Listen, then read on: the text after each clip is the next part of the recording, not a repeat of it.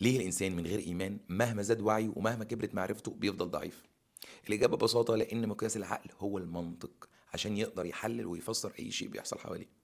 ولكن الحياة مش مصممة أصلا على المنطق، الحياة مليانة مواقف ملهاش تفسير عقلاني، زي الفقد المفاجئ، المرض اللي بيظهر بدون مقدمات، وغيرها من مواقف كتير بنمر بيها. بيكون فيها لحظات الوجع أكبر بكتير من قدرة العقل على استيعابه، وفي اللحظات دي العقل بيقف وبيتصدم وبيعجز عن تفسير اللي بيحصل فبيستسلم. وهنا بقى بيظهر دور الإيمان. وصحيح الإيمان مش بيدي تفسير منطقي، لكن بيدي حاجة أعمق وهي الطمأنينة.